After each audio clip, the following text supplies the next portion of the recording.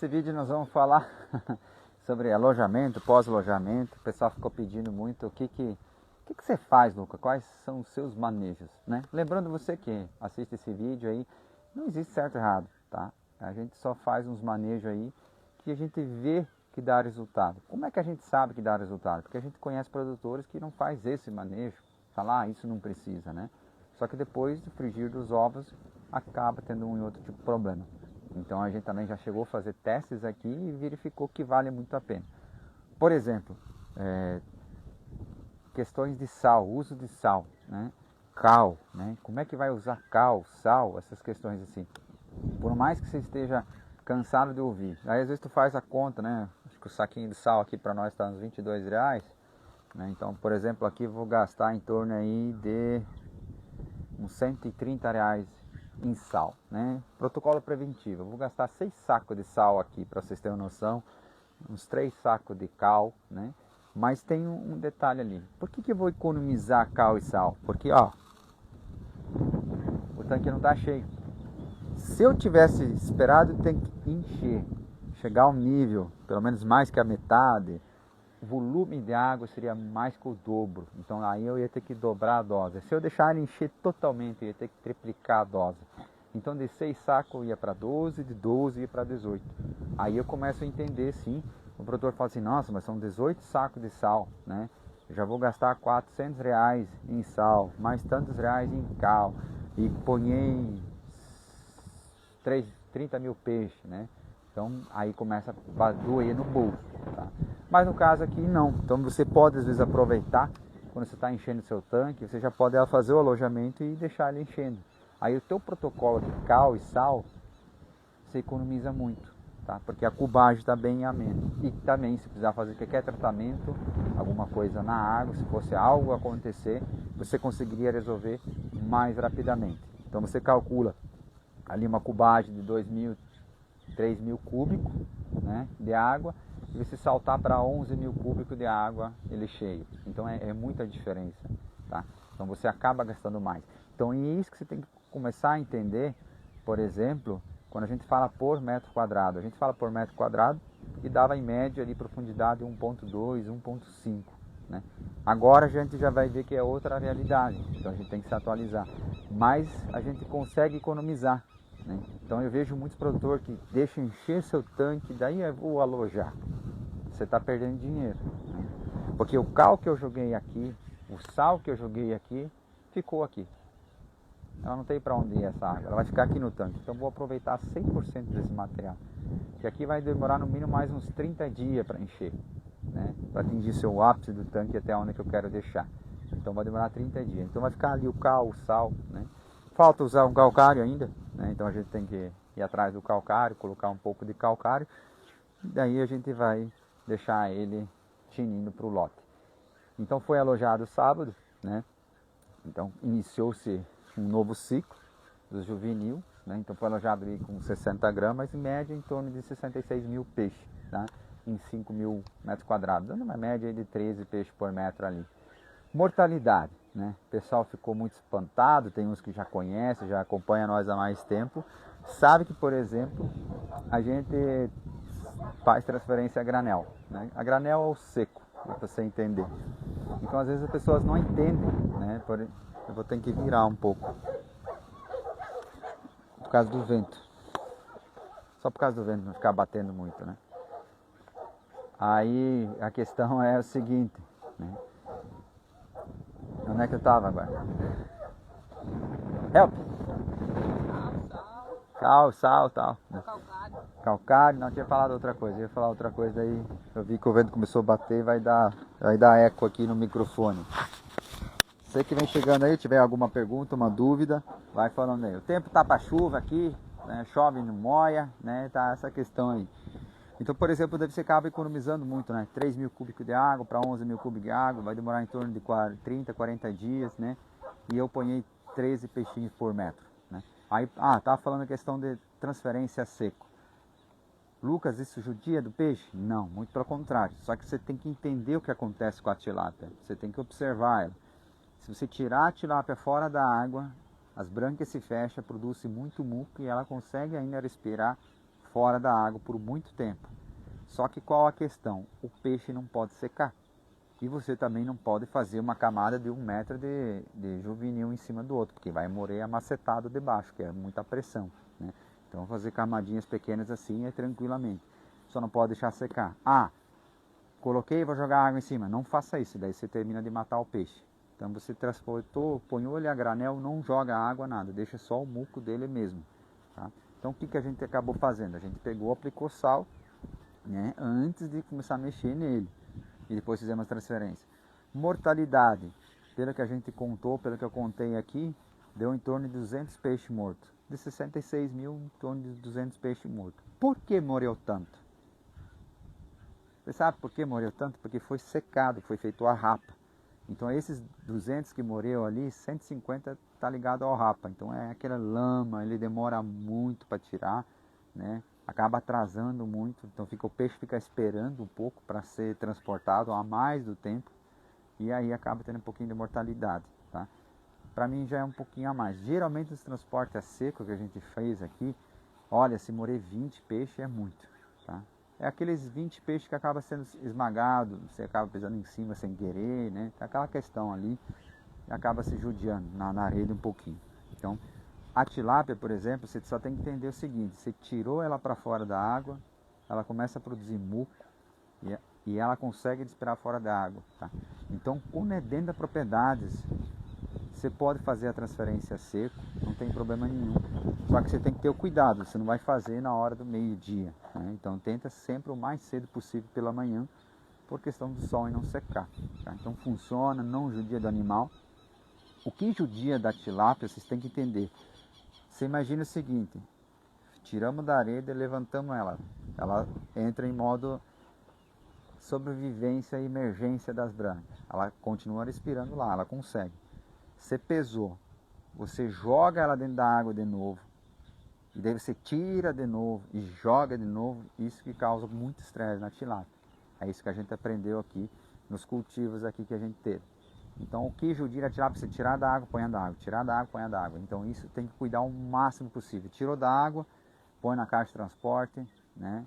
E descarrega ela o mais rápido possível. Então é aí que está essa questão. Então por isso que o pessoal fala, porque dentro da própria propriedade, eu falo para você, compensa o transporte a seco, né? Questão de 5, 10 minutinhos fora da água, não vai perder. E na hora de jogar, de alojar ela aqui, não mergulhar toda a caixa, pega e joga ela tem que cair na água e espalhar-se rapidamente. Aí o pessoal vai molhando assim devagarzinho, também é complicado quando se transporta seco. Seco é jogar ela mesmo. Você vai dar um impacto nela e ela vai sair nadando já, tá? Então, só para vocês entenderem ali essa questão. Então, sobre os protocolos, né, falando ali com o sal, cal, né, o que a gente fez e por que a gente faz, né? A gente percebeu muito diferença quando você usa sal. Não é questão de fungar o peixe ou não fungar. O cal vai ajudar nessa questão muito. Você fazer aplicação de cal sobre fungo. Mas o sal dá vida para o peixe. Você tem que entender que ele passou por um estresse. Indiferente da forma que você fez a transferência, ele acabou passando por um estresse, tá? E esse estresse, o sal ajuda a amenizar ele. Tá? Então por isso que a gente faz protocolo. Que nem aqui 3 dias. Então o que vai sendo feito aqui? 3 dias de sal, 3 dias de cal, né? O cal, nós vamos parar de fazer cal quando a dureza em carbonato subir. Tá? Então, por exemplo, a gente começou, como está enchendo ele ainda, a dureza estava em 20, 25, né? Ou seja, 2 gotas e meia para virar em 5 ml. Então a gente vai fazendo análise. Ah, tá na mesma ainda. Continua aplicando o cal todo dia até ter uma reação. Ah, chegou a 40, aí a gente para, tá? Mas se o teu tanque está cheio, né, então se você fazer as aplicações um pouquinho mais fortes, você vai logo atingir. Mas no meu caso aqui, a gente acaba sendo fazendo depois. Então o que eu fiz? Não fiz nada. Eu só ponhei água, tá? Inoculei a água do tanque de cima, um pouquinho para esverdear. Você vai ver que ela tá um marrom junto com o verde. Às vezes no vídeo vai aparecer só marrom, tá? Isso é normal acontecer por causa da aplicação do cal, né? E também porque o areador chafariz ali acaba mexendo, não está tão fundo assim, deve dar 1,5 m de profundidade, recém lá, então ele mexe um pouquinho ainda, né? Lembrar que o açude é novo, então a terra ainda está solta, não fixou os barancos também, né? Então está acontecendo isso aí também. E o que a gente espera com isso? A gente espera acabar reduzir muitos problemas, né? Pode dar francisela ainda? Pode. Pode dar outra doença? Pode, né? Mas eu estou fazendo esse protocolo e desde que a gente faz esse protocolo de cal e sal, toma esse cuidado, a gente vê que aqui não tem esse problema, tá? Então não precisa tratamento de antibióticos, essas coisas, graças a Deus a gente acaba resolvendo. Então por isso que a gente inicia esse protocolo. Parece besteira, parece um arroz com feijão, seria a base, né? E a gente sabe que muitos produtores não usam sal, né? E dá certo. Mas tem propriedades que só pelo fato de não ter usado o sal, acaba tendo um probleminha a mais, um estresse a mais, né? Outro detalhe que você, quando faz o recebimento, você precisa entender que o oxigênio não é um problema, tá? Mas não é por isso que você não vai pegar e vai deixar o radiador direto ligado. A gente acabou desligando agora por questão de vídeo mesmo agora. Mas se não fica 24 horas ligado. Eu não estou mais nem preocupado com a questão do oxigênio, mas eu preciso deixar a minha água mais uniforme possível. Porque está entrando a água do cantador aqui, né? Está sendo trazido água nova. Eu preciso deixar ela sempre misturando. Tá? Senão a água vai acabar se separando. E no fundo vai ser um tipo de água, em cima vai ser outro, né? Então acaba tendo esses desafios ali. E correr menos risco possível. Então por isso que a gente percebe, a gente conversa, né? Conversou com muitos produtores semana passada, e momento de desafios, né? Assim, preço baixo da tilápia, tudo. O pessoal reduzindo a quantidade por peixe por metro. Só que eu falo para todo mundo, faz conta. Cada um tem o seu jeito de produzir, mas pelo menos pega um papel e uma caneta e começa a anotar. Se você põe a 5 peixes por metro, você tinha 8, e você põe a 5 peixes por metro, reduzir, né, vamos falar assim, mais que 50% da tua produção, tem muita coisa que teu custo vai ficar igual. Vou dar um exemplo aqui. Foi alojado 13 peixes por metro. Eu podia alojar 3 peixes por metro aqui. Mas eu ia ter que usar a mesma quantidade de sal, mesma quantidade de cal. Tem que usar tudo igual. Igual eu ia ter que deixar o radiador ligado 24 horas, primeiros dias, né? Todo esse processo. Então o teu custo fixo vai subindo. O custo de ter um colaborador, mesmo que é você, mas se calcula as horas que você passa aqui, é o mesmo, tá? Ah, um painel, tivemos que instalar um painel, fazer uma armação para o painel, o custo é o mesmo. Então o que eu chamo a atenção, às vezes o produtor já estava preparado com 8 peixes por metro, ou seja, já tinha equipamentos para isso, e daí ele reduz mais de 50% da sua produção, né? Transforma em porcentagem. Ah, estava com 8, eu quero reduzir um pouquinho, reduz para 7, né? Às vezes tu não tinha equipamento 100% necessário, né? Aí você reduzindo, daí você dá uma estabilidade, aí ainda assim ajuda a pagar a conta fixa. Imagina ali, o consumo médio, a gente calcula, é de 1 kW por quilo de peixe produzido, né? Ah, mas para mim não dá isso, depende do ano, né? Às vezes o peixe está aqui pronto e fica parado, e você tem que deixar o radiador ligado, então se você fazer um frigir da média, vai dar 1 kW, né, quilo produzido, né? Ou às vezes vai dar 1,2, se tiver umas bombas ligando, vai variar por aí. Então é esse quilos de produção, ou seja, quilowatts usados, essa energia, acaba te influenciando no bolso. Então, quantos peixes eu preciso, né? Por exemplo, tenho 7, eu tenho 5, eu tenho 3.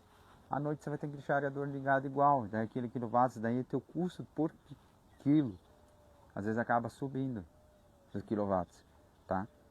Porque tem as coisas simples que você é obrigado a manter. Uma bomba, por exemplo. Ah, eu preciso de uma bomba para manter o tanque. Você imagina aqui, ó, eu tendo 3 peixes por metro, encher esse tanque. Gastei tantos 1000 quilowatts, né? Gastei 1000 quilowatts com 3 peixes por metro ou com 13 peixes por metro para encher ele, né? Que a gente só precisa da bomba aqui para encher. Depois está cheio, não precisa mais, né?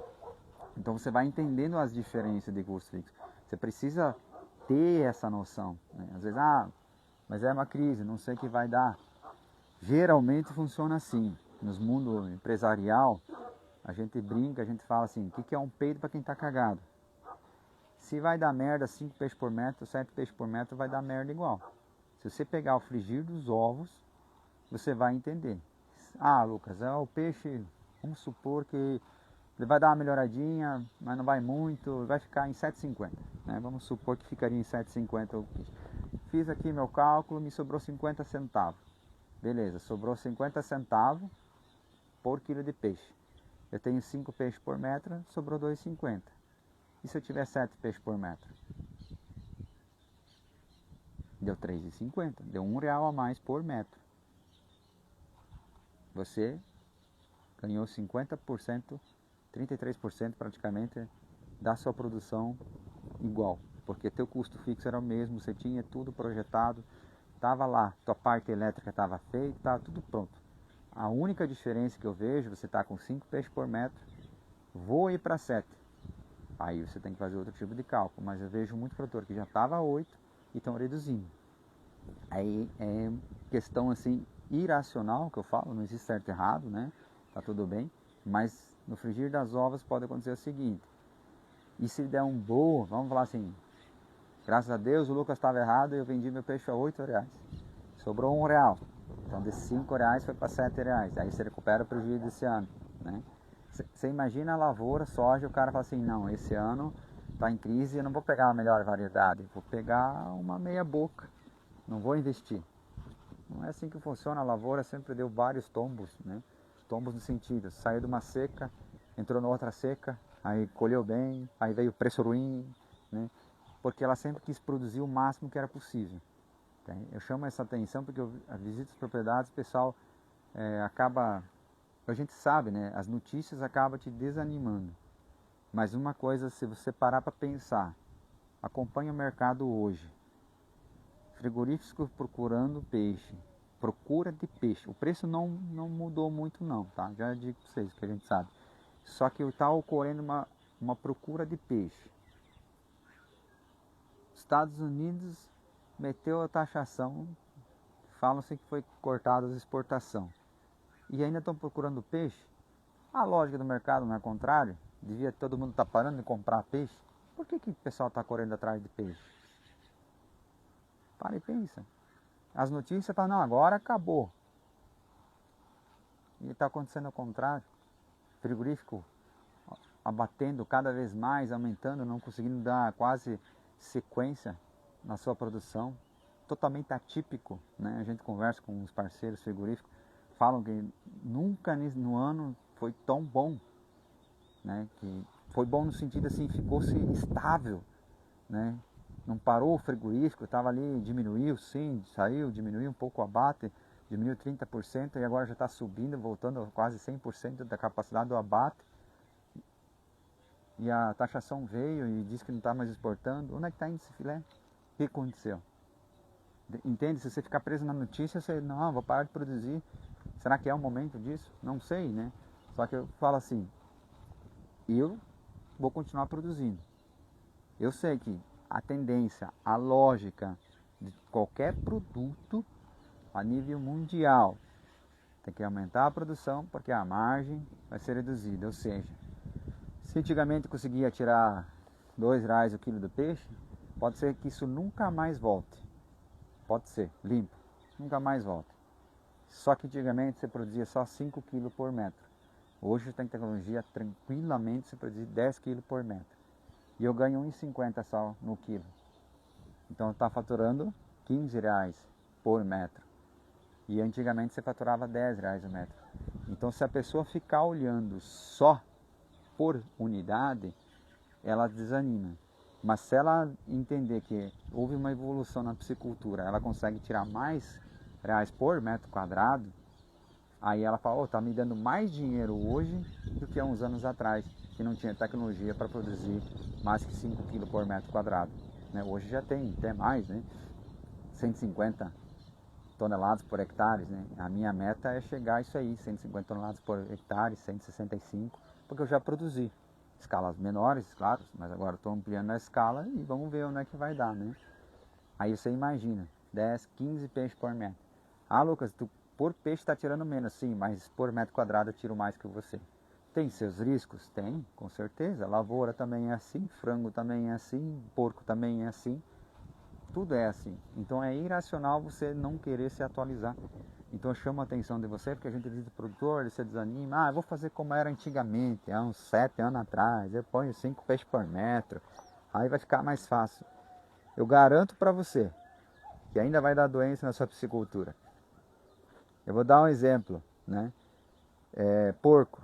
Eu não lembro agora o tamanho das baias, mas antigamente, era 11 porcos por baia. Deu a crise, eles tiram 5 porcos, eles diminuem por 50% a sua produção do chiqueiro. Deu a crise, agora eu vou mandar lá só 50% para você. Não faz isso. Frango, eles tiram, deu a crise, eles vão lá e 50% de frango. Lavoura também, não, agora eu vou pôr 50% só da semente.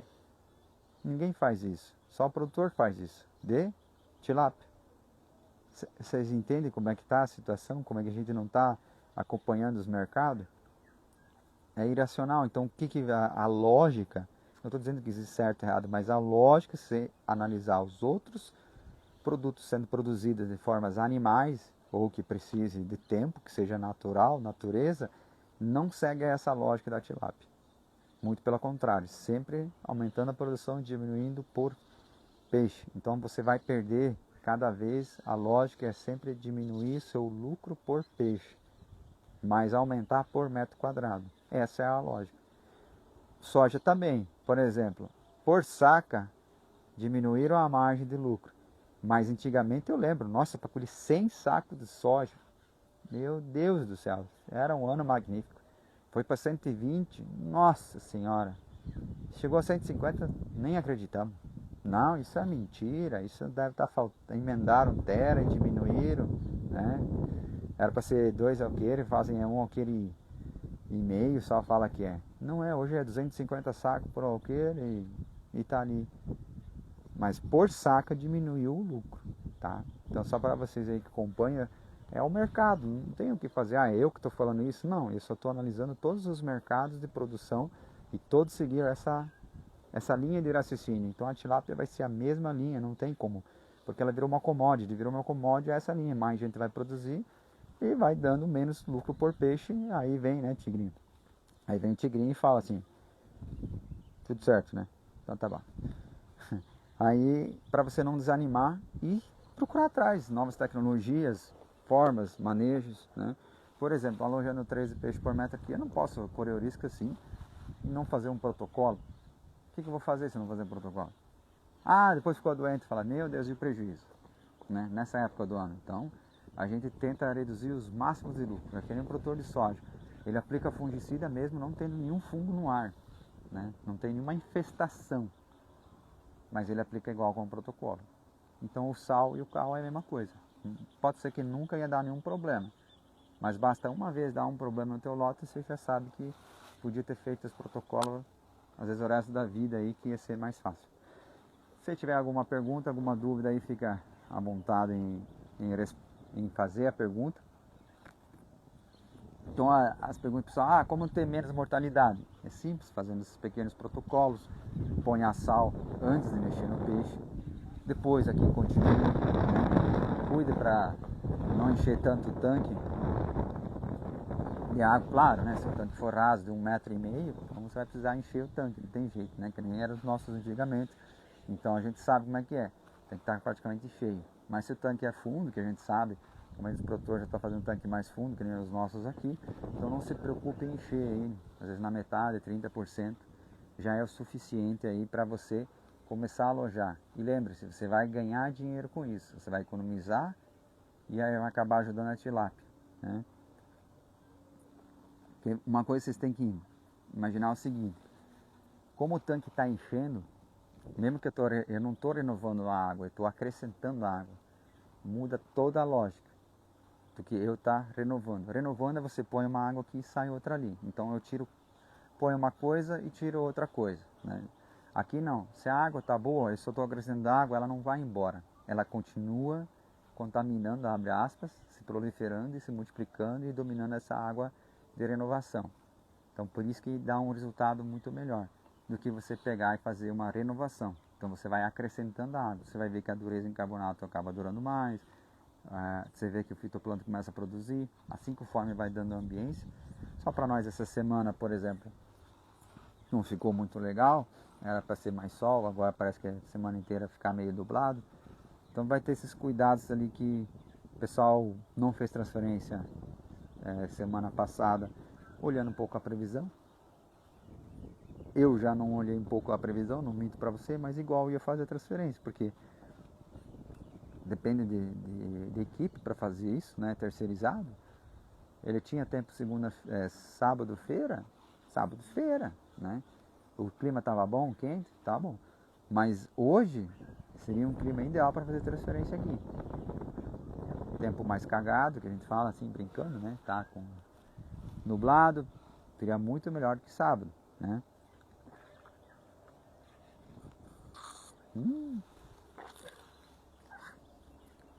Tá ruim esse chimarrão aqui. Deus o livre. O que mais a gente pode falar, né? Neto, ó. Você que está me acompanhando aí, teu tanque é fundo, raso, como é que é? Como é que é seu tanque aí? Você faz uso do protocolo do cal e sal, né? Abre o peixinho, né? A gente não vai abrir o peixinho ainda, tá? A gente espera em torno de uns... Foi sábado, então domingo, segunda, terça, quarta, quase foi, tá? Quarta-feira, 5 dias depois do alojamento, a gente vai abrir o peixinho, tá? Porque outra coisa, como ali era o nosso juvenil, então estava tudo sob controle, não abri. Não tem pra quê. Fiz a transferência, aí agora tem que esperar uns 5 dias, entende? Passou o estresse, não explode logo as coisas. Aí tu espera 4, 5 dias, daí você abre, daí você já vai captar e vai ver se às vezes pode dar um início de francisella ou qualquer outra doença, né? Aí um sinal claro que o peixe sofreu muito, você no segundo dia ou primeiro dia após o alojamento não vi nenhum peixe comer. E o segundo dia também já vi pouco. Então aqui já foi ao contrário. Primeiro dia já vieram comer, hoje já estavam pulando aí, já tomando água. Já estavam pulando da alegria, né? Então, opa, então já vi que o alojamento foi bem, a água tá boa, porque eles já estão vindo comer já com voracidade, como era lá embaixo, né? Então, por exemplo, assim, já vai vendo que o teu lote foi bom. Então, quando você recebe o juvenil, você tem que observar, no segundo dia já tem que estar vindo comer bem.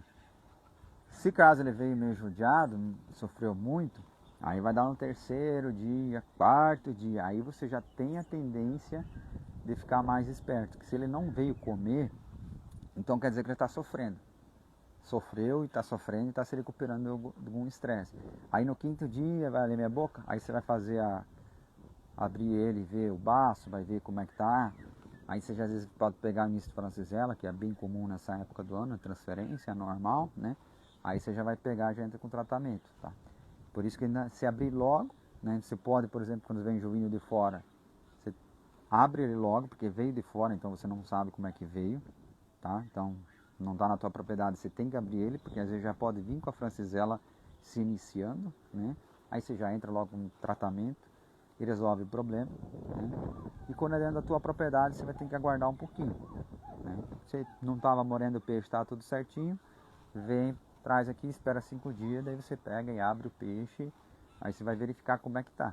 Se não deu, eu digo assim, mais a francisella, claro, pode dar pneumonia, né? Pode dar muitas séries de coisas aqui. Aí você vai ficar observando como é que está seu peixe. É por isso que eu falo, se ele tiver apetite, é mais difícil, mas se ele já não vem comer no terceiro dia, você vai ter que pegar, jogar a tarrafa, você tem que verificar, olhar as brânquias, vai ter todo esse processo para fazer. Só que você precisa fazer, isso é um protocolo. Os primeiros 14 dias, você tem que dar boa atenção na tua semente. Indiferente de se tem parceria, não tem parceria, particular ou não. Evita muita dor de cabeça. A gente vê pessoas, faz 14 dias que alojou, esse peixe já não estava comendo bem desde o começo. Aí chega lá no 10º dia, começa uma mortalidade mais forte. Achei que era do alojamento. 21º dia, achei que era do alojamento. Não, gente, o peixe mora no máximo 3 dias após o alojamento. Depois disso não pode mais morrer peixe. Daí já tem outra coisa acontecendo com o peixe. É 3 dias. 3 dias depois do alojamento vai morrer ainda peixe. Depois disso não pode mais morrer peixe. Então você já pode ficar esperto, está morrendo, tem alguma coisa errada. ou veio judiado, estressado, ou está começando a dar algum tipo de problema. Quanto antes você agir, quanto antes você tomar a decisão, antes você resolve o problema. Então a gente percebe, o produtor já que pega e faz esses manejos, esses protocolos, evita muita dor de cabeça, tá?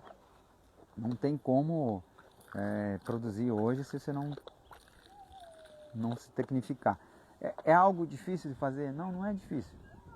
Né? A gente entende, a maioria das pessoas tem mais coisas, não é só o peixe, daí tem porco, tem vaca, tem frango, né?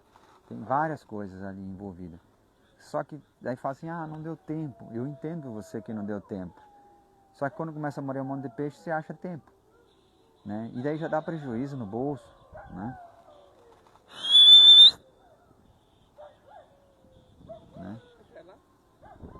Dá um xinga nesses cachorros aí, não manda mais nada. Empresta teu celular.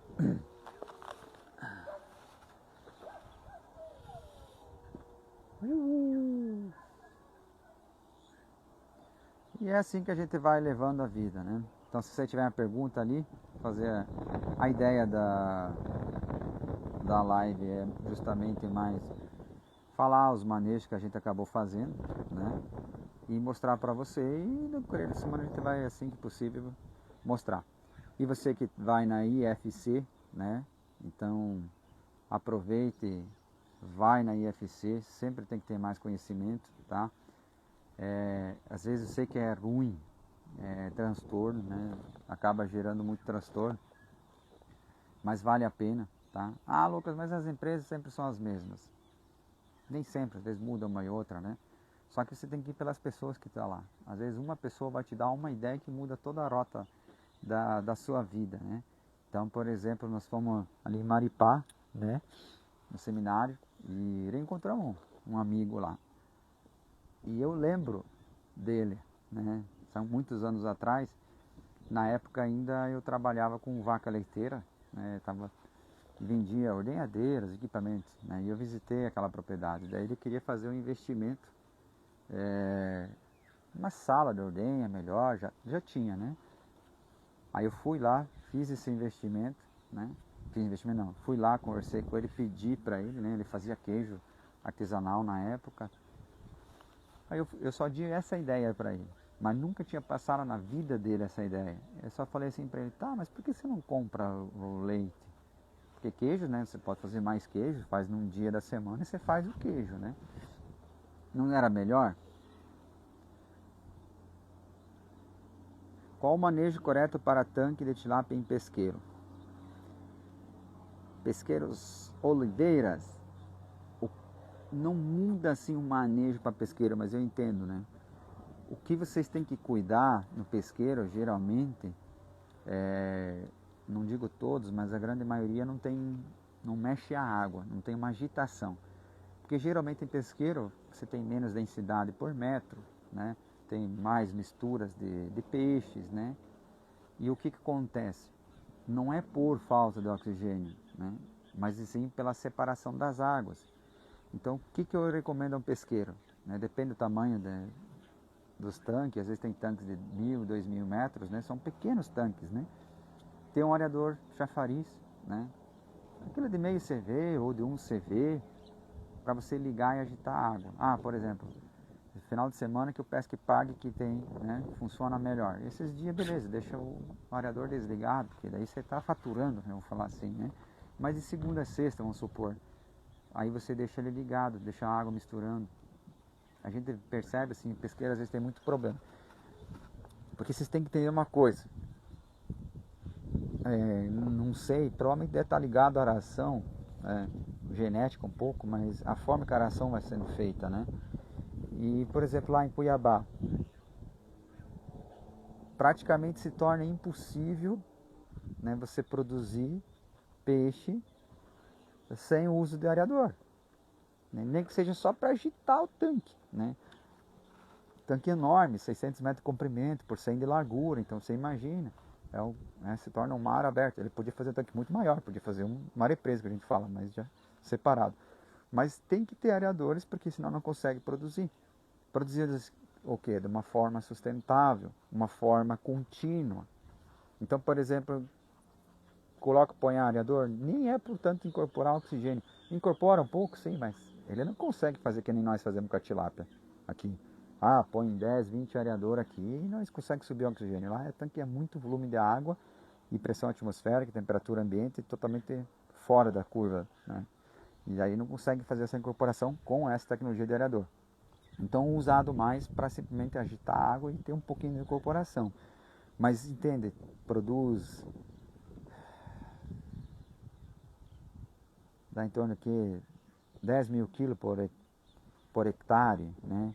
É 10% que a gente produz em média aqui, tá? Só para vocês terem noção. Então o pesqueiro também está nessa faixa. Então o manejo da tilápia ou qualquer outro peixe é você ter um areador. Além da noite, durante o dia. Então por isso que a gente fala assim, às vezes nem é tanto falta de oxigênio, a não ser que se adense muito, né? Mas vamos falar assim, não, Lucas, a densidade é pouquinha, né? Porque é um pesqueiro, um pesca e paga, então quero um peixinho um pouquinho maior e tal. Aí você só precisa ter uma agitação. Então um areador de 1 CV ou de meio CV já resolveria esse problema. O Alisson Soares, boa tarde, estou com um problema. Várias tilápias de 1 a 2 kg morrendo, né? Aí, Alisson, o problema é assim, como é que eu vou te ajudar, né? Porque a questão é, morrendo, tá, então tem um problema, né? Agora, qual que é o teu manejo? O que eu posso dar a ideia? Por exemplo, você tem um areador no seu tanque, é para produção mesmo, é lazer, né? Aí vai ter vários detalhes. O que você, às vezes não tem areador, aí começa da noite pro dia, começa a morrer. Então, se você não colocar um areador, dificilmente vai resolver o problema, né? Se você não faz análise de amônia, também pode te dar problema, porque não sabe que tem amônia. Por exemplo, ali o pesqueiro, né? Então, lazer. Então, tem que ter um areador, tá? Nem que seja de meio CV. Você tem que estar agitando a água. Lazer ou pesqueiro é a mesma forma de produção, tá? É a mesma forma de produção. A ideia é a mesma, ou seja, você não vai apanhar muita aração, a densidade geralmente é baixa, só que a água tem que ser misturada. E se der um pouquinho de amônia, o areador ali já vai estratificar essa amônia mais tóxica e o peixe vai embora, tá? Aí você tem grande troca de água. Se a água for boa, beleza, tá? E se ela tiver uma dureza em carbonato baixa, é ruim para o teu peixe, tá? Aí você fala assim, não tem problema de oxigênio, tem bastante renovação, passa um uril. Mas a água ficar cristalina, muito cristal, né, como se fosse água de torneira, já fica ruim para tilápia, tá? Então a grande troca de água não é boa. Então por isso que, por exemplo, aqui, trabalhar com 1% de renovação. Você sabe o que é 1% de renovação? É tanque demorar 99 dias para encher. Ou seja, 99 dias para trocar toda a água do seu tanque, isso é 1% de renovação, né? E quando você quer só manter o tanque 0,2% em média, para você só manter nível, para nem derramar nada de água, né? Então você precisa ter volume de água. Então a renovação para tilápia geralmente não é muito boa, né? Quando se fala em densidades baixas, pesqueira, essas coisas, tem muita renovação, a água fica muito fraca para tilápia, porque a tilápia acaba absorvendo muito da água e não tem cálcio, não tem magnésio, tá? E daí começa a ficar deficiente desses minerais. Quando se produz fitoplantas ou planta, a gente fala dureza em carbonatos, nos carbonatos bicarbonatos, que é o que precisa a tilápia. Então ela vai absorvendo esses cálcios e magnésio, vamos falar assim grosseiramente, ali da água. Então ela supre ela, né? Por isso que a tilápia põe em água transparente, Deus me livre. Traíra já é um pouco diferente, ela é carnívora. Então o animal que é a traíra gosta de água mais clara, rasa, porque ela é carnívora, então ela vai comer o quê? Outro peixinho, outro bichinho que está rico em cálcio, magnésio. A tilápia já não, entende? Ela é ovípara, então ela é mais filtradora, né? Então para vocês entenderem os processos, você começa a entender cada tilápia. Por exemplo, lá em Cuiabá, o oxigênio, se quisesse manter acima de 3,5, Jesus, é um problema sério, né? Não consegue, né? Só trata com 3,5. Não, você tem aerador, pode tratar com 2,5, pode tratar. Ou chega o final do dia vai parar em 4 de oxigênio, né? E o pintado acaba se adaptando, não tem problema nenhum, né? Agora baixou bastante, 0,7 ou 1 miligrama, aí sim ele começa a boquejar e começa a subir. Então, porque são carnívoros, então quando o peixe é carnívoro, então ele consegue pegar muito desses minerais, os microminerais, do próprio alimento dele, tá? A tilápia precisa pegar da água. Então, por isso, quando a gente faz a aplicação de cal, a gente acaba subindo os bicarbonatos e os carbonatos e fica solúvel para a tilápia absorver. Essa é a diferença, por exemplo, da dureza total. Ela está falando assim, tem tudo isso aqui de cálcio, a dureza total de todos ali, mas absorvível é quanto? Né? Entende? Então, isso que muda, vai mudando a perspectiva das coisas. Por isso que você começa a entender. Por isso que eu falo assim, a produção de tilápia, tá, 13 peixes por metro, de boa. Tá? Qual que é o segredo? Produzir ali em 6 meses, né? Então, por exemplo, foi elogiado setembro, né? Vai ficar outubro, novembro, dezembro, janeiro, fevereiro. Março tem que estar entregando esse peixe. Né? Então, essa é a questão, você subir a densidade e não aumentar o tempo, manter esse tempo baixo. Quanto que isso vai dar? Não vai chegar aos 150 toneladas por hectare, vai ficar em 130, vamos falar assim. Mas já é uma grande coisa, né? E se for um lote normalzinho, qual as tecnologias que eu vou ter que usar nesse tanque? Vocês acham que eu só vou encher a água e tratar o peixe? Vocês acham que só vai fazer isso? A gente, além de tratar a merda do peixe, que é uma forma de tratamento, a gente tem que tratar a água, que é outra forma de tratamento que o pessoal ainda vai demorar um pouquinho para entender. Que a água é uma esponja e tem que deixar essa esponja limpinha para ela funcionar bem. Ela é um veículo, né? Lembre-se que a água é um veículo, tanto para segurar o oxigênio, como também para repelir o oxigênio dela. Então, tem que estar limpo esse veículo para funcionar bem. Esponja limpa para você entender. Para conseguir chegar a isso, não adianta você só aumentar a profundidade de tanque e não cuidar da água, né? Tem produtores ainda, a grande maioria deles, não usa nada para cuidar da merda do peixe. A gente está falando só da merda do peixe, fazer o tratamento da merda do peixe. Tem muitos produtores que não faz nada, só põe água, às vezes joga um pouquinho de cal, às vezes joga um pouquinho de merda de vaca para ficar verdinho e vai embora e fala assim, não sei porque a tilápia está morrendo, né? Tem produtores que é assim, faz parte. Só que quando o produtor entender, vou tratar a merda do peixe, vai passar para o próximo nível. Pô, agora eu preciso produzir ali 10 peixes por metro, 12 peixes por metro. Agora eu preciso tratar a água. A água eu preciso tratar. A merda do peixe eu estou tratando. Como é que trata a merda do peixe? Com bioremediadores, enzimas, você vai jogando. E a água? Como é que você trata? Aí você tem que usar os produtos para tratar a água, né?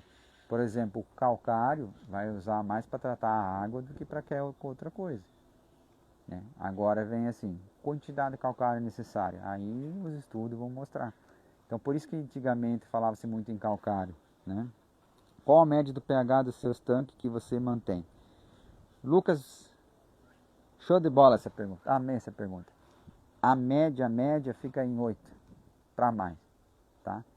8 é o mínimo que vai dar. Isso é por amanhecer do dia. Final do dia, 8,5 a 9, tá? Estou com um grande problema de turbidez por quantidade de carpas húngara. Eita lasqueira. Já foi tratado calcário, gesso, bioremediadores, mas não teve muito efeito. Não necessariamente seja a carpa húngara. Não, assim a gente sabe que a carpa húngara come um barranco do cão, né? Mas às vezes, por exemplo, que nem aqui, a gente tem um tanque que sempre era turvo. Ele automaticamente era turbo. Turbidez significa solo em suspensão. 90% de chance. Você podia tirar toda a tua carpa húngara, tirar ela fora, e ainda a água vai ficar turva, tá? Porque você vai ver que a água turva é uma turbidez diferente. Você vê que tem os tipo bioflocos. E daí você pega essa água e põe num copo e vê se ela vai decantar 100%. Porque se for uma mistura, por exemplo, normal, se eu pegar a terra, a água, mexer num copo e deixar ela decantar, você vai ver que ela vai decantar rapidamente. Quando é uma água turva, a gente percebe, não sei se vocês acompanharam, mas quando está em Cuiabá, aí como é pintado, daí tem lá a água, é um marãozinho, mas é um marãozinho claro, né? Para pintado tá bom, tá tranquilo, tem transparência, É uma água totalmente turva. Mas estamos tratando a água devagarzinho, com passos bem lentos, né? Para não fazer cagada, então tá devagarzinho, já tá mais clara agora, né? Tá clarificando ela, porque a gente precisa cuidar para não invadir muito as cenofícias, né? Então, por exemplo, lá, pintado, a quantidade que tem lá de todos os peixes dá 55 mil peixes, né? Em 60 mil metros quadrados. Então o peixe não conseguiria fazer agitação suficiente para deixar a água turva. Faz esse cálculo do seu tanque. Não tem como deixar. Não vai conseguir. Entende? Então isso que a gente fala, são bactérias, são ambientes, são colônias, né? É um bioflocos que não agrada a você e não agrada a maioria dos produtores, né? Então você precisa tratar isso, né? Não decanta, exatamente. Não vai decantar. O gesso, por exemplo, que você usou, ou o calcário, ele vai decantar se for algo não tipo bioflocos, se for outra coisa, ele vai funcionar, né? Mas se é ali, você deu comida para as colônias continuar a ser produzindo e está tudo certo.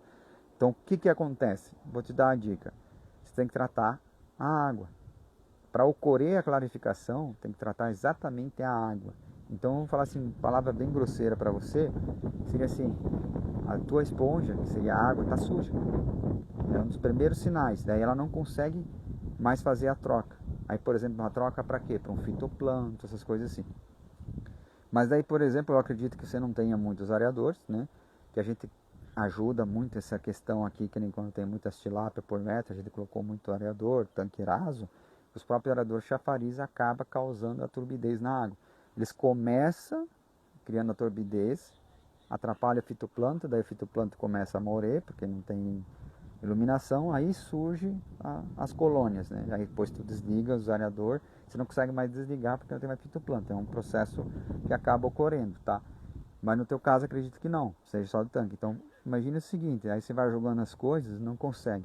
Outra coisa, renovar, se você aumentar a renovação, não vai mudar nada, né? Então às vezes também acontece esse tipo de coisa, você, vou aumentar a renovação, vou tirar essa turbidez. Não tira, porque é uma colônia que está lá se multiplicando. Aí tem que saber, por exemplo, assim, reduzir a renovação, tem que ter um pouco de areador e aí você tratar essa água, especificamente a água, que você falou, usei já o bioremediador. Se tem muita renovação, você joga o bioremediador e já sai lá na ponta. Então por isso que fala, a renovação, ela tem vantagem e desvantagem. Mas daí o pessoal fala assim, tanque rede está lá. Cada 2 segundos trocou toda a água do tanque rede. Mas o rio está pronto, o rio já está tratado, o rio já está em biologia funcionando, vou falar assim, já tem os micro-organismos funcionando, bons como os ruins, mas a água do rio mesmo, que é aquela totalmente cristalina, não tem nenhuma biologia funcionando praticamente. É uma água crua que a gente fala. Então por isso que tanque rede funciona, a renovação do tanque rede é muito boa. Aí o que acontece? Conforme o tamanho do rio maior, então aí sim começa a ter uma biologia. Por exemplo, lá em Armazém, então lá a gente via o rio já era mais largo, já via que ele não era mais cristalino, já estava um pouquinho mais esverdeado, já com outra coloração, já existia uma biologia funcionando nele. Então essa é a diferença. Daí o cara lá, no caso, bombava a água do rio e falou, o peixe fica melhor, muito melhor, concordo com ele, mas se eu bombar a água crua, que é aquela água totalmente cristalina, eu pioro o meu tanque, tá? Então por isso tem que entender essas questões aí. Se tiver mais perguntas, vamos fazendo, que hoje eu preciso acabar encerrando a live um pouquinho dentro do horário, que a gente tem uns compromissos com o horário marcado aqui, tá? Então você que acompanhou até agora, se quiser fazer uma pergunta ali para finalizar. Então que nem o pH, pessoal se assusta o pH só. pH ali 8, não, pH tem que ficar mais baixo. Cara, se você entender a biologia da água, eu tenho que fazer uma escolha. Por exemplo, eu quero produção de oxigênio natural ou eu quero artificial. Quero natural, economizar energia, a energia está ficando cara, tá, beleza. Lembra que você tem a sonda, né? Aí você precisa mais ainda de energia natural, né? Aí que vem a questão, se paga mais rápido ainda a questão da sonda. O que é? Fitoplâncton produz oxigênio. Quanto mais fitoplâncton você tiver, mais a chance do pH se alterar para mais, não para menos. Então o que a tilápia suporta? Ela suporta estar em 8, final do dia 9. 8, 9, 8, 9. Porque ela não suporta, por exemplo, você está com 6 pela manhã e 10 final do dia. Ela sofre muito estresse por causa disso. Mas se está 8 pela manhã, 9 final do dia, um ponto, é tranquilo. É que nem o oxigênio. Se você acostumar a tilápia, ficar entre 3 a 4 miligramas de oxigênio. Vamos falar assim, amanhecer com 3 miligramas, anoitecer com 4. Esse um ponto estaria excelente para tilápia. Não precisaria mais. Mas a gente não tem esse controle, né? Porque durante o dia chega a bater 12 miligramas de oxigênio, com modo agitação, que é misturando a água cada pouco. Se você não tiver modo agitação, vai passar de 20, se a água tiver bastante fitoplâncton, né? Porque daí está um tantinho assim só de oxigênio, né, que o fitoplâncton está trabalhando, tá? Então daí você vai entender, pH não é o problema alto. Se você estudar umas grandes doenças, a maioria prefere pH ácido. E você levando o pH a um 8 e ficar entre 8 e 9, certas doenças você já repele ela por causa disso, né? E atrai outro tipo de doença. Normal, a natureza é adaptável, né? Da mesma forma que você baixar o pH, umas doenças não atacam, mas atacam outras. O que a gente mais percebeu no longo da história é o seguinte: pH muito abaixo de 7,5 dá muito problema de pneumonia, ataca mais as brânquias, tá? Se não tiver a dureza em carbonato. Porque teoricamente, claro, teoricamente, mas depende da tua água. Por exemplo, mesmo assim, aqui pega a água do poço artesiano, já fiz análise, dá 8,5 de pH. A dureza dela varia um pouquinho, né, conforme a chuvarada e consumo de água do poço, mas fica em torno de 40 a dureza em carbonato. Então já ia vir com 8,5. Pego a água da mina, de uma vertente, está com 10 de dureza, pH 6, 6,1. Né? Já peguei propriedade 5,5 de pH. Você entende a diferença? É muito ácido, daí acaba atrapalhando muito já. Aí deu problema de pneumonia. Antigamente era um caso assim, como é que eu falava? Quando era de água, ela não era tão grave. Era mais calma, tinha tempo para ser resolvido, né? Mas hoje em dia ali, as pneumonias que ataca é muito violento. É muito, né? E cada vez vai ter mais doenças, é fato. Só que o que você está fazendo para impedir elas de entrar? Né? Você está fazendo os protocolos? Não, eu já estou cuidando da merda do peixe, né? Aí próximo nível, cuidar da água, deixar essa esponja limpa. Estou evitando... vamos falar assim, eu não estou causando estresse para tilápia. Nossa, se você entender isso, já é show de bola. Eu não vou causar estresse. De minha parte, eu não vou estressar a tilápia com os meus manejos. Você já ganhou 90% da produção. O problema é o que eu falo. A gente brinca, mas se põe a tilápia no teu ouvido e ouvir ela, você resolve muitos problemas de silvicultura. A maioria, 99% dos produtores que a gente visita, a gente conversa, a gente tenta mostrar, mas não tem. O produtor não, maioria não quer fazer a evolução. Ele prefere regredir do que evoluir. Eu estou no ponto A aqui, ele teria que... Estou no ponto B, na verdade. Tinha que ir para o C, dar um passinho para frente, aprender uma coisa nova, ele vai para o B, ele volta para o A. É simples. O que é o A? Ah, eu tinha 3, 4 peixes por metro, lá não me incomodava, era mais simples, mais fácil. Parabéns, a escolha é tua. Cada um faz o que quer a sua vida. Isso se chama liberdade, enquanto nós tivermos.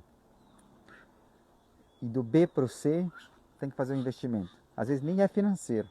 Tá? Eu falo para você, a maioria dos investimentos não é financeiro. A maioria é mudar alguma coisa, fazer um teste. Quantos produtores gostam de fazer teste na sua piscicultura? Ninguém gosta. Eu não gosto. Você acha que eu gosto de ficar testando uma coisa nova? Eu odeio. Isso dá trabalho. Sai da rotina. Tem que ficar testando. Retestando. Replicando. Para depois chegar a falar para vocês, ó. Fiz assim, assim, assim. Me levo a crer que isso aqui me torna como verdadeiro. E faz o teste aí. Testei em 3 propriedades praticamente iguais. Fechou? Fechou. Mas quantos meses demorou para eu chegar e falar isso em 30 segundos? Né? Que nem o estudo do calcário. Quantos meses você acha que vai demorar? Né? Quantos meses já estou acompanhando? Para depois replicar, fazer replica, depois falar assim, ó, calcário fez isso e isso na água que tinha. Né? Dá trabalho. Né? Ah, quebrar a água, né? Que seria limpar a esponja, né? De uma forma a gente fala quebrar a água. Uns fala quebrar a tensão da superfície da água. indiferente do nome que é dado. Você só precisa entender que se a água ficou assim, eu preciso tomar uma medida de tratar a água, né? Qual que é essa medida? Pois é, nós estamos aprendendo com você. Temos que aprender, dá trabalho. Quais produtos fizeram efeito? Qual a época do ano? Quantidade de aeração versus nível de oxigênio versus consumo de energia, né? Então aí acaba, você vai, patina, mas ninguém gosta, né? Então eu entendo perfeitamente quando você está no B em vez de para o C, você volta para o A. É a coisa mais lógica. Mas se a coisa mais lógica é, e todo mundo faz, você tem que fazer o que é irracional. Não é lógico. Então, entende? O mundo hoje está muito na lógica. Então você tem que se tornar irracional conforme o mundo, mas seguir a sua lógica, né? Então por isso que às vezes você precisa ter fé, esperança, né? Acreditar em Deus, pedir a Deus, orar por Deus, por mais às vezes que você esteja, como é que eu vou explicar, né? É o que eu senti aqui, né? Todo mundo puxando para outro lado, e eu sentindo muito forte no meu coração para fazer as coisas que estou fazendo.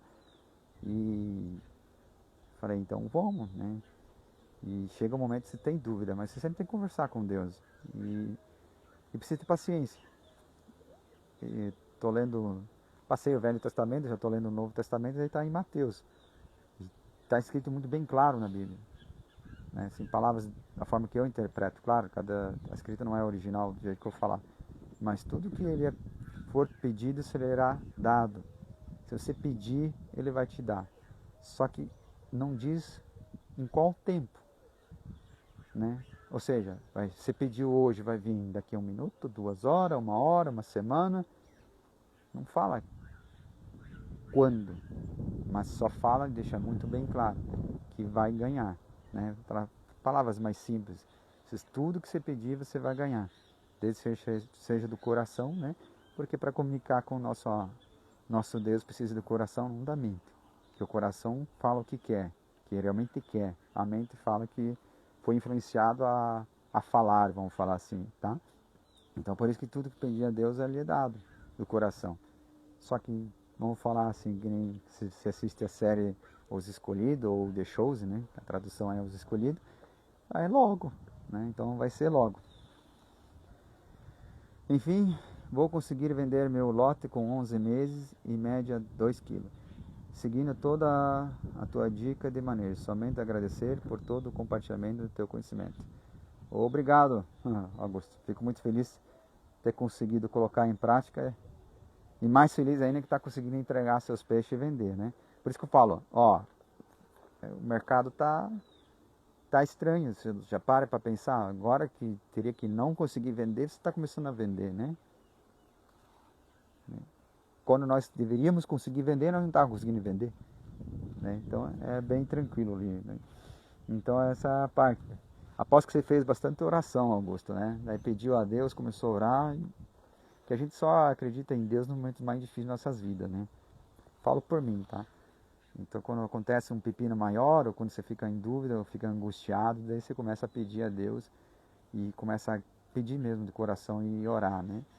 E às vezes começa a vir. Então, e algo que toca muito o meu coração é o Orador do Futuro, né? É impressionante a facilidade de fazer. Só que qual que é a pergunta? Tá no time certo? O que é o time? É o momento certo? Vou dar um exemplo. 2019 eu fiz a minha primeira importação de sonda. 2019 eu já tinha automação com sonda ótica.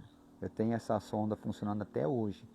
Então, estamos em 2025, finalizando já 6 anos com a tecnologia ótica, sem jamais fazer nada nela, a não ser recalibrar ela devido ao risco que causava no visorzinho dela lá, só. Mas em 2019 a energia devia estar uns 35 centavos quilowatts, só para vocês entenderem. Então não era o time. Hoje, falando de 65, depende, né? 70 centavos quilowatts. Dobrou a energia. Então agora é o time, né? A gente fala agora é o tempo. O Orador do Futuro, eu acredito que não está ainda no tempo ainda, porque a produção média ainda não chegou em 10 peixes por metro. Porque o areador do futuro vai ser em altas densidades, que ele vai ficar fixo. Acabou esse negócio de ficar... É uma máquina totalmente maior, grande, e ela tem que ser fixa. Então o tanque tem que ser maior. E vai estar lá o areador instalado e pronto. Você não vai ficar mexendo com cordinha para lá e para cá. Entende? Esse é o areador do futuro. Vai virar tipo um aviário. O aviário você não fica tirando os exaustores do lugar para lá e para cá, não. É dimensionado e vem tantos frangos e tanto e acabou. Então a parte de manejo na piscicultura, o areador do futuro vai ser assim, vai ser fixo, acabou.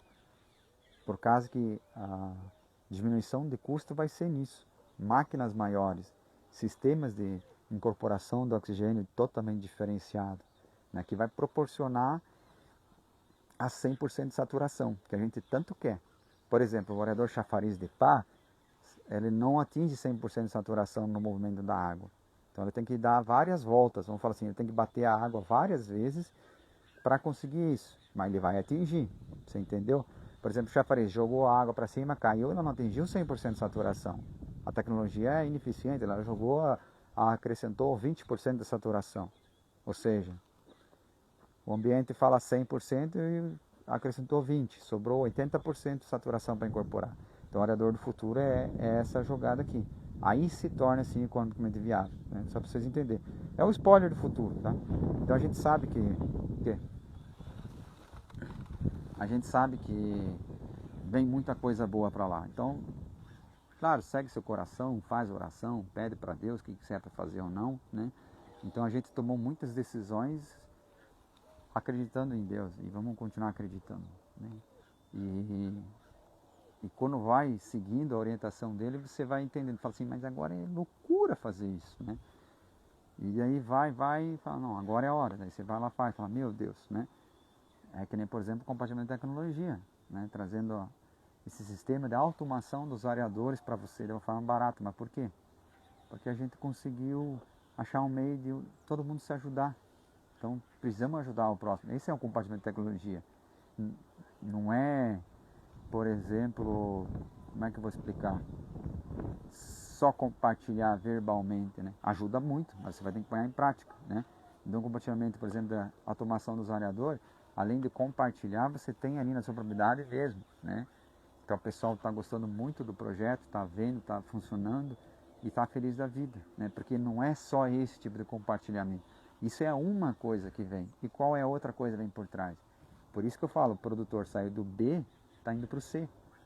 Aquele que investe nessa automação dos areadores, ele falou, pô, não tem mais como produzir sem ver o oxigênio, sem eu saber o que está acontecendo, que é a base da tilápia. Então foi para o B, foi para o C. Daí a pessoa às vezes fala, não, mas eu vou ter que gastar, né?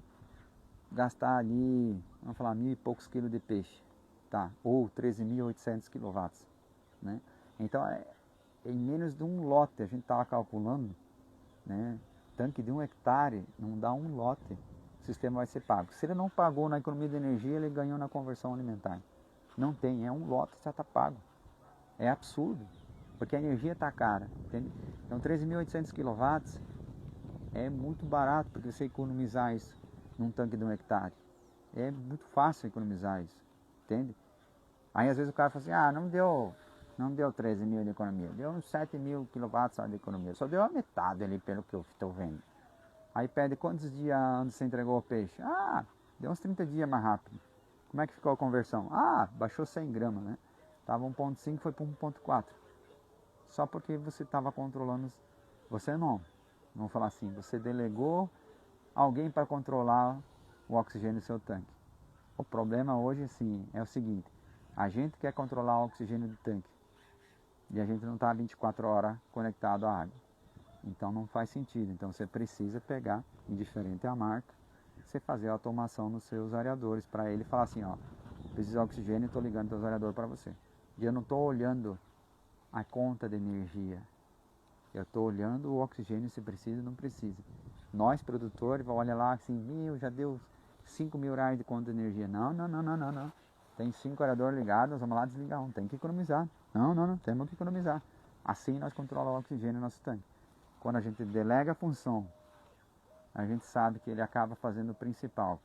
Vai gastar um pouquinho mais de energia de repente, como? Vai, mas vai, no final do ciclo vai economizar energia. Naquele dia ele está gastando mais energia, garanto que você. Mas no final do ciclo ele vai economizar energia porque ele antecipou o teu lote. Só para vocês entenderem como é que é essa evolução aí. Tá bom, gente? Estão me cobrando os horários aí, a gente acaba falando muito, né? Agradeço você ali, né? Em toda dúvida que você tiver na sua vida, faça oração, converse com Deus, vá no seu cantinho, né? E pede a Ele o que você precisa que Ele vai te dar. Só lembre-se, o tempo vai ser com o tempo, pode ser hoje, pode ser amanhã ou meses, né? Mas se for do seu coração que você quer, você pode pedir para Ele que Ele vai te dar. Confie no nosso Pai, tá bom? Agradeço a você por mais esse vídeo aí, ter acompanhado.